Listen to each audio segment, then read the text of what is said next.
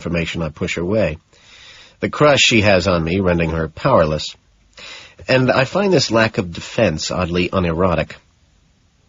I could even explain my pro-apartheid stance and have her find reasons why she, too, should share them and invest large sums of money in racist corporations. That Arcadia was an ancient region in Peloponnesus, Greece, which was founded in 370 BC, and it was completely surrounded by mountains. Its chief city was Megalopolis, which was also the center of political activity and the capital of the Arcadian Confederacy. I take a sip of the port, which is thick, strong, expensive. It was destroyed during the Greek War of Independence. I pause again. Pan was worshipped originally in Arcadia. Do you know who Pan was? Never taking her eyes off me, she nods. His revels were very similar to those of Bacchus, I tell her. He frolicked with nymphs at night, but he also liked to frighten travelers during the day. Hence the word panic. Blah, blah, blah. I'm amused that I've retained this knowledge, and I look up from the port I've been staring thoughtfully into and smile at her.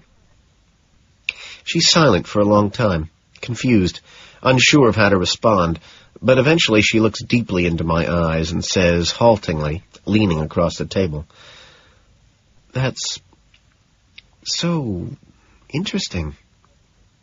Which is all that comes out of her mouth, is all she has to say. 11:34. We stand on the sidewalk in front of Jean's apartment on the Upper East Side. Her doorman eyes us warily and fills me with a nameless dread, his gaze piercing me from the lobby. A curtain of stars, miles of them, are scattered, glowing across the sky, and their multitude humbles me, which I have a hard time tolerating. She shrugs and nods after I say something about forms of anxiety. It's as if her mind is having a hard time communicating with her mouth, as if she is searching for a rational analysis of who I am, which is, of course, an impossibility. There is no key. "Dinner was wonderful," she says.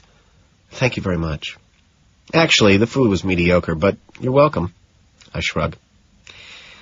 "Do you want to come up for a drink?" she says, too casually. And even though I'm critical of her approach, it doesn't necessarily mean that I don't want to go up. But something stops me. Something quells the bloodlust. The doorman? The way the lobby is lit? Her lipstick? Plus, I'm beginning to think that pornography is so much less complicated than actual sex, and because of this lack of complication, so much more pleasurable. "Do you have any peyote?" I ask. She pauses, confused. "What?" "Just a joke," I say. "Then, listen, I want to watch David Letterman, so—" I pause, unsure as to why I'm lingering. "I should go." "You can watch it." She stops and suggests, "At my place." I pause before asking, "Do you have cable?" "Yes." She nods. "I have cable." Stuck, I pause again, then pretend to mull it over. "No, it's okay. I like to watch it without cable." She offers a sad, perplexed glance. "What?" "I have to return some videotapes," I explain in a rush. She pauses. "Now?" "It's—" She checks her watch. "Almost midnight." "Well, yeah," I say, considerably detached. "Well, I guess it's good night, then," she says. What kind of books does Jean read? Titles race through my mind.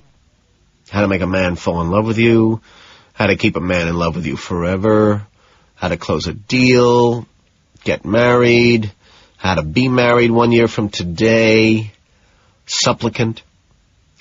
In my overcoat pocket, I finger the ostrich condom case from Luc Benoit I bought last week, but, no. After awkwardly shaking hands, she asks, still holding mine, "Really? You don't have cable?" And though it has been in no way a romantic evening, she embraces me, and this time emanates a warmth I'm not familiar with. I'm so used to imagining everything happening the way it occurs in movies, visualizing things falling somehow into the shape of events on a screen, that I almost hear the swelling of an orchestra. Could almost hallucinate the camera panning low around us. Fireworks bursting in slow motion overhead. The 70-millimeter image of her lips parting and the subsequent murmur of, "I want you," in Dolby sound. But my embrace is frozen, and I realize, at first distantly, and then with greater clarity, that the havoc raging inside me is gradually subsiding, and she is kissing me on the mouth, and this jars me back into some kind of reality, and I lightly push her away. She glances up at me fearfully. "Listen, I've got to go," I say, checking my Rolex. "I don't want to miss stupid pet tricks." "Okay," she says, composing herself. "Bye." "Night," I say. We both head off in our separate directions, but suddenly she calls out something. I turn around. "Don't forget you have a breakfast meeting with Frederick Bennett and Charles Rust at 21, she says from the door, which the doorman is holding open for her. "Thanks," I call out, waving. "It slipped my mind completely." She waves back, disappearing into the lobby. On my way over to Park Avenue, I find a cab, and I pass an ugly homeless bum, a member of the genetic underclass, and when he softly pleads for change, for anything, I notice the Barnes & Noble book bag that sits next to him on the steps of the church he's begging on, and I can't help but smirk out loud. "Oh, right. Like you read." And then in the back of the cab, on the way across town to my apartment, I imagine running around Central Park on a cool spring afternoon with Jean, laughing, holding hands. We buy balloons. We let them go. Detective. May slides into June, which slides into July, which creeps toward August. Because of the heat, I've had intense dreams the last 4 nights about vivisection, and I'm doing nothing now, vegetating in my office with a sickening headache and a Walkman with a soothing Kenny G CD playing in it, but the bright mid-morning sunlight floods the room, piercing my skull, causing my hangover to throb, and because of this, there's no workout this morning. Listening to the music, I notice the second light on my phone blinking off and on, which means that Jean is buzzing me. I sigh and carefully remove the Walkman. "What is it?" I ask in monotone. Patrick," she begins. "Yes, Jean?" I ask condescendingly, spacing the 2 words out.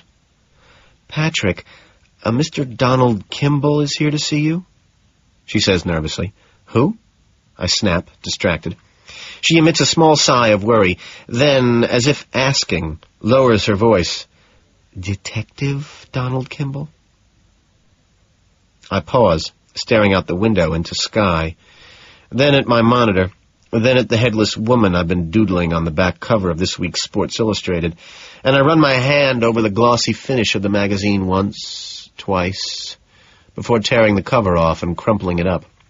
Finally, I start, "Tell him..."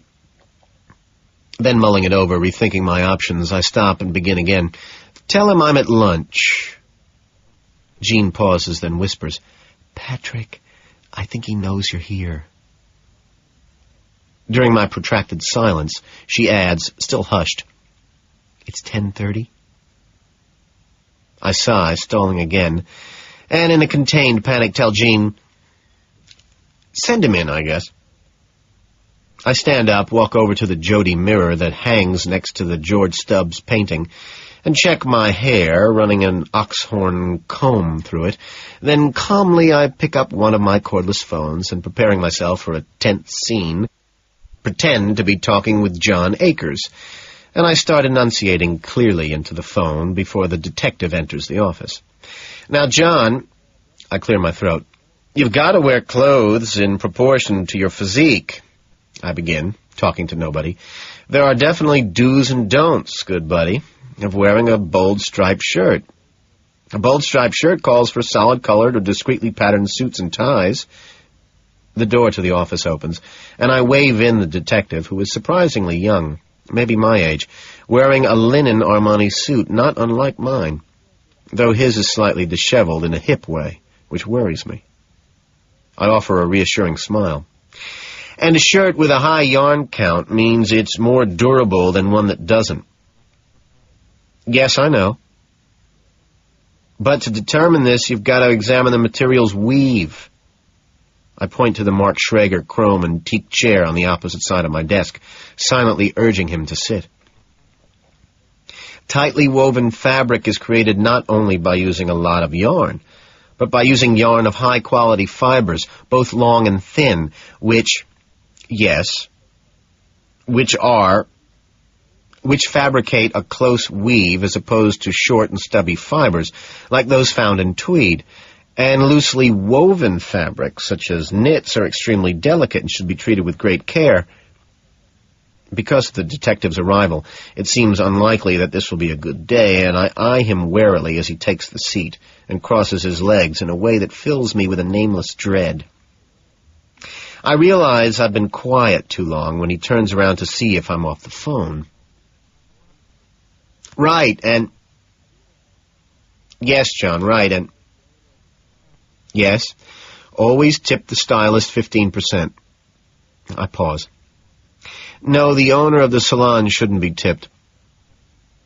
I shrug at the detective hopelessly, rolling my eyes. He nods, smiles understandingly, and recrosses his legs. Nice socks. Jesus. The girl who washes the hair. It depends. I'd say $1 or $2. I laugh. Depends on what she looks like. I laugh harder. And yeah, what else she washes. I pause again, then say, Listen, John, I've got to go. T. Boone Pickens just walked in. I pause, grinning like an idiot, then laugh. Just joking. Another pause. No, don't tip the owner of the salon. I laugh once more, then finally, Okay, John. Right. Got it. I hang up the phone, push its antenna down, and then, uselessly stressing my normality, say, I'm sorry about that. No, I'm sorry, he says, genuinely apologetic. I should have made an appointment. Gesturing toward the cordless phone I'm placing back in its rechargeable cradle, he asks, Was that, anything important? Oh, that, I ask, moving toward my desk, sinking into my chair, just mulling over business problems, examining opportunities, exchanging rumors, spreading gossip. We both laugh. The ice breaks. Hi, he says, sitting up, holding out his hand. I'm Donald Kimball. Hi, Pat Bateman.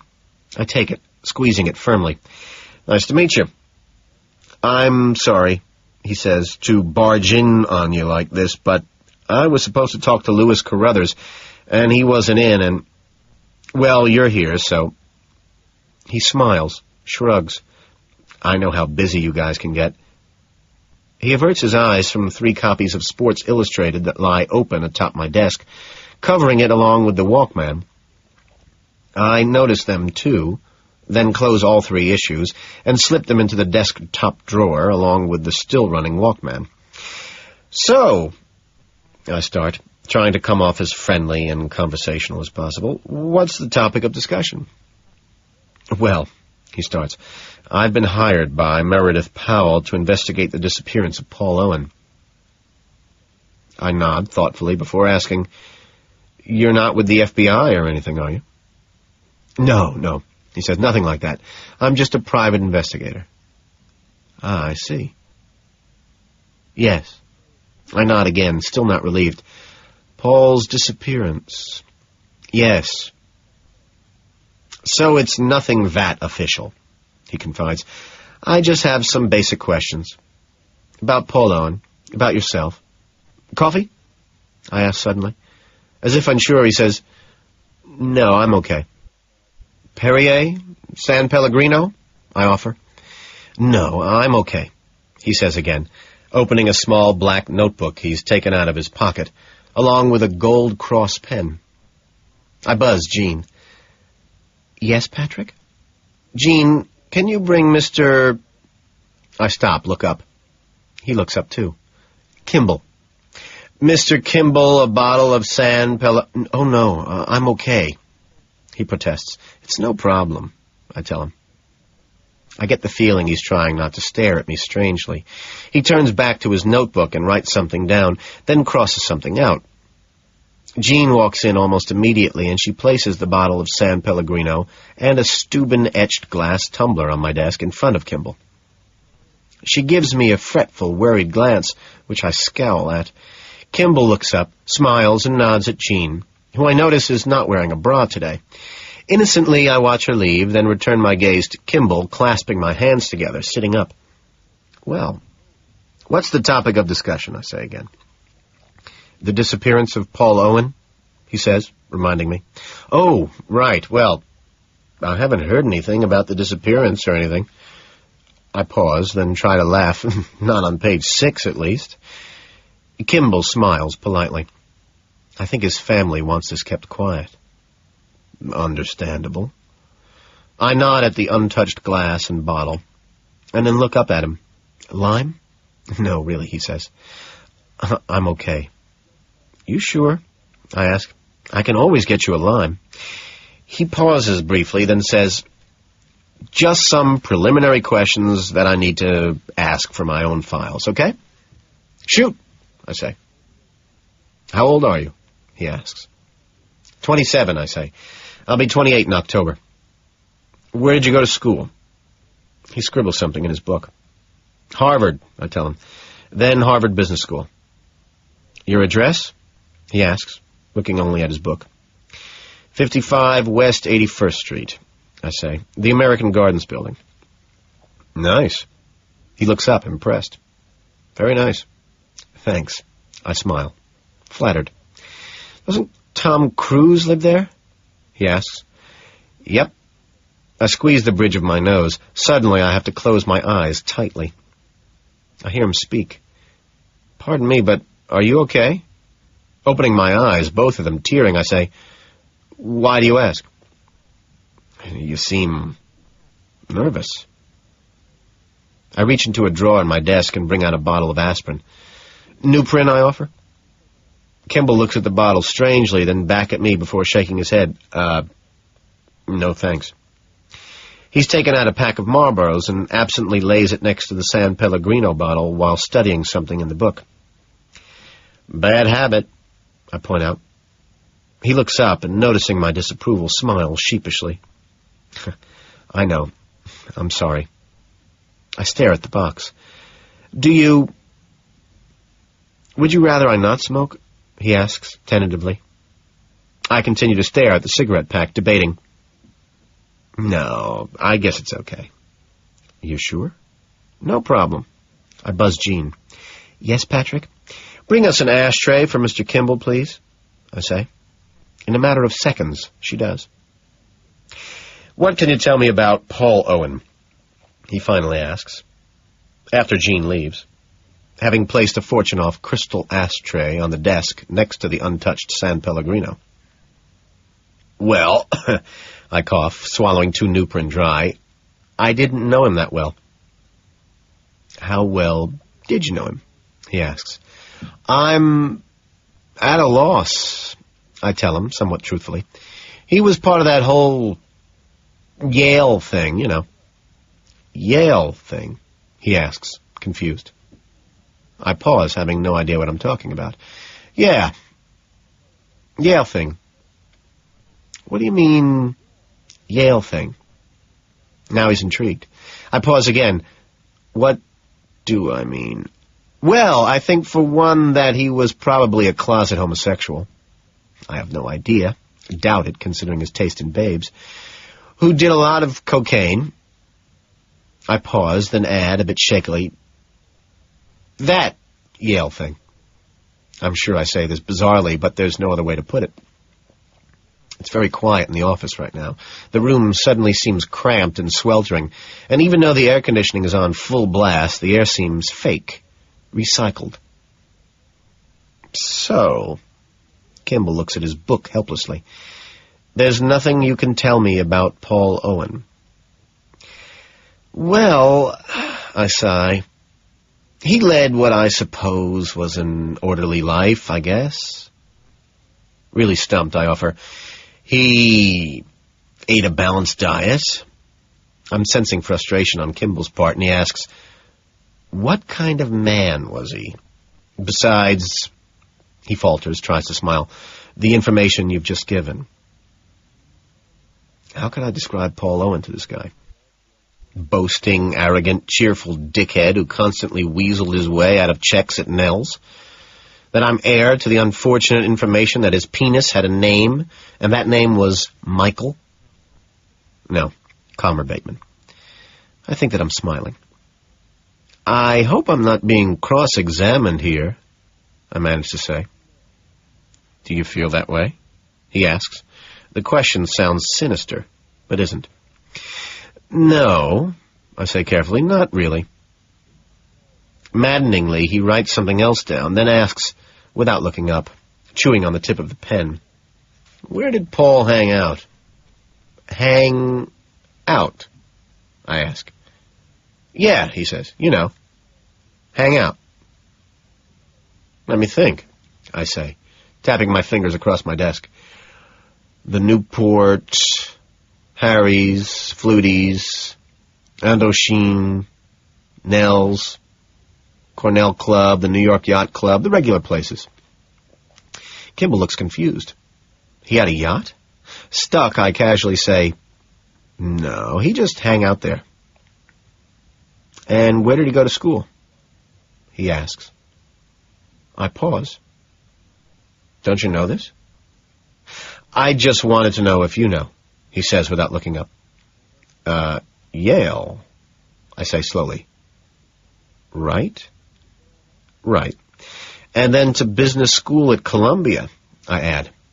"I think." "Before all that?" he asks. "If I remember correctly, St. Paul's... No, it's okay. That's not really important." He apologizes. "I just have no other questions, I guess. I don't have a lot to go on. Listen, I start softly, tactfully. "I just want to help." "I understand," he says. Another long pause. He marks something down, but it doesn't seem important. "Anything else you can tell me about Owen?" he asks, sounding almost timid. I think about it, then feebly announce, "We were both 7 in 1969. Kimball smiles. So was I. Pretending to be interested in the case, I ask, "Do you have any witnesses or fingerprints?" He cuts me off tiredly. "Well, there's a message on his answering machine saying he went to London." "Well?" I ask then, hopefully. "Maybe he did, huh?" "His girlfriend doesn't think so," Kimball says tonelessly. Without even beginning to understand, I imagine what a speck Paul Owen was in the overall enormity of things. "But," I stop, "has anyone seen him in London?" Kimball looks at his book, flips over a page, and then, looking back at me, says, "Actually, yes." I say. "Well, I've had a hard time getting an accurate verification," he admits. Stephen Hughes says he saw him at a restaurant there, but I checked it out. And what happened is he mistook a Hubert Ainsworth for Paul, so..." "Oh," I say. "Do you remember where you were on the night of Paul's disappearance?" He checks his book, "which was on the 24th of June. "Gosh, I guess..." I think about it. "I was probably returning videotapes."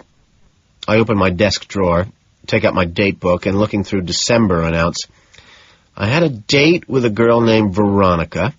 I'm completely lying, totally making this up. "Wait," he says, confused, looking at his book. "That's not what I've got." My thigh muscles tense. "What?" "That's not the information I've received," he says. "Well..." I'm suddenly confused and scared, the newprin bitter in my stomach. "Wait, what information have you received?" "Let's see." He flips through his pad, finds something. "That you were with..." "Wait." I laugh. "I could be wrong." My spine feels damp. Well, he stops. When was the last time you were with Paul Owen? He asks. We had... Oh, my God, Bateman, think up something.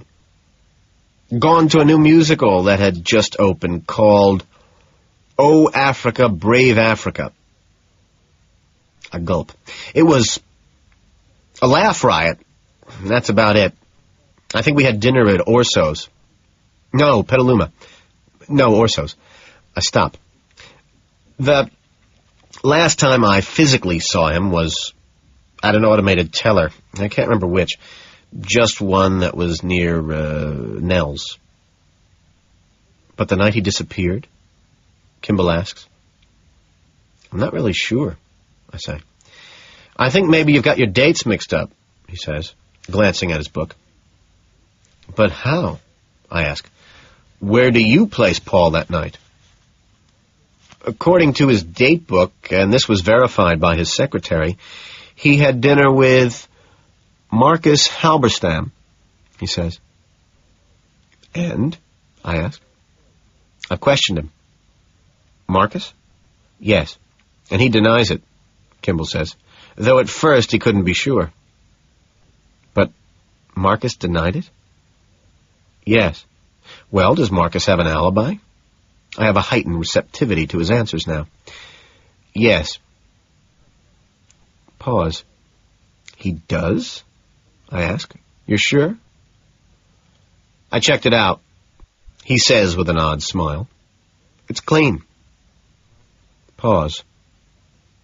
Oh. Now, where were you? He laughs. I laugh too, though I'm not sure why.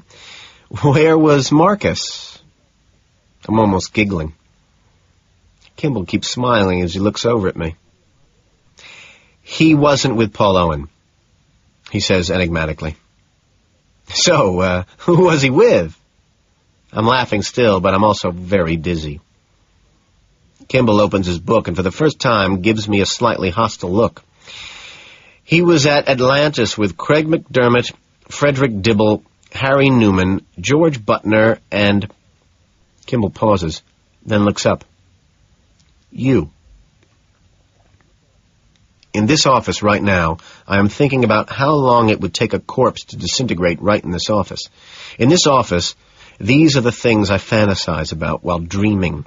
Eating ribs at Red Hot and Blue in Washington, D.C. If I should switch shampoos, what really is the best dry beer? Is Bill Robinson an overrated designer? What's wrong with IBM? Ultimate luxury. Is the term playing hardball an adverb? The fragile piece of Assisi. Electric light. The epitome of luxury. Of ultimate luxury.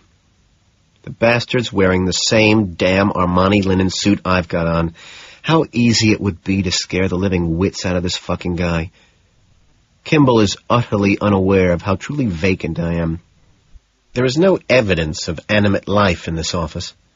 Yet still he takes notes. By the time you finish reading this sentence, a Boeing jetliner will take off or land somewhere in the world. I would like a Pilsner Urquell. Oh, right, I say, of course. We had wanted Paul Owen to come, I say, nodding my head as if just realizing something, but he said he had plans. Then, lamely, I guess I had dinner with Victoria the following night. Listen, like I said, I was just hired by Meredith. He sighs, closing his book. Tentatively, I ask, did you know that Meredith Powell is dating Brock Thompson? He shrugs, sighs. I don't know about that. All I know is that Paul Owen owes her supposedly a lot of money. Oh, I say, nodding. Really? Personally, he says, confiding, I think the guy went a little nutso. Split town for a while. Maybe he did go to London, sightseeing, drinking, whatever. Anyway, I'm pretty sure he'll turn up sooner or later. I nod slowly, hoping to look suitably bewildered. Was he involved at all, do you think, in, say, occultism or Satan worship? Kimball asks seriously. What? I know it sounds like a lame question, but in New Jersey last month, I don't know if you've heard about this, but a young stockbroker was recently arrested and charged with murdering a young Chicano girl and performing voodoo rituals with, well, various body parts. Yikes! I exclaim. And I mean... He smiles sheepishly again. Have you heard anything about this? Did the guy deny doing it? I ask, tingling. Right. Kimball nods. That was an interesting case, I managed to say. Even though the guy says he's innocent, he still thinks he's Inca, the bird god or something, Kimball says, scrunching his features up. We both laugh out loud about this. No, I finally say. Paul wasn't into that. He followed a balanced diet and, yeah, I know, and was into that whole Yale thing, Kimball finishes tiredly. There was a long pause that I think might be the longest one so far. Have you consulted a psychic? I ask. No. He shakes his head in a way that suggests he's considered it. Oh, who cares? Had his apartment been burglarized? I ask. No, it actually hadn't, he says. Toiletries were missing. A suit was gone. So was some luggage. That's it. You suspect foul play? Can't say, he says. But like I told you, I wouldn't be surprised if he's just hiding out someplace. I mean, no one's dealing with the homicide squad yet or anything, right? I ask. No, not yet. As I said, we're not sure, but... He stops, looks dejected. Basically, no one has seen or heard anything. That's so typical, isn't it? I ask. It's just strange, he agrees, staring out the window, lost. One day, someone's walking around, going to work, alive, and then... Kimball stops, fails to complete the sentence. Nothing, I sigh, nodding. People just disappear, he says. The earth just opens up and swallows people, I say, somewhat sadly, checking my Rolex. Eerie, Kimball yawns, stretching. Really eerie. Ominous. I nod my agreement. It's just... He sighs, exasperated. Futile. I pause, unsure of what to say, and come up with...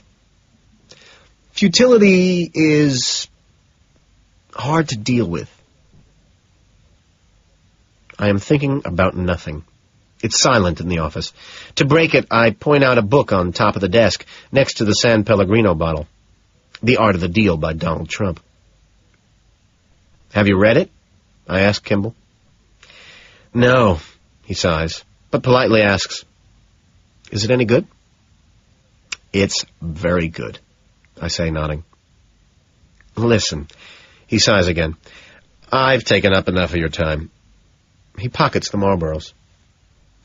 I have a lunch meeting with Cliff Huxtable at the Four Seasons in 20 minutes anyway. I lie, standing up. I have to go, too. Isn't the Four Seasons a little far uptown? He looks concerned, also getting up. I mean, aren't you going to be late? No. I stall. There's one down here. Oh, really? He asks. I didn't know that. Yes, I say, leading him to the door. It's very good. Listen, he says, turning to face me. If anything occurs to you, any information at all, I hold up a hand. Absolutely, I'm 100% with you, I say solemnly. Great, the ineffectual one says, relieved. And thanks for your, time, Mr. Bateman. Moving him toward the door, my legs wobbly, astronaut-like, leading him out of the office. Though I'm empty, devoid of feeling, I still sense, without deluding myself, that I've accomplished something, and then, anticlimactically, we talk for a few minutes more about razor-burn bombs and Tattersall shirts. There was an odd general lack of urgency to the conversation that I found soothing. Nothing happened at all.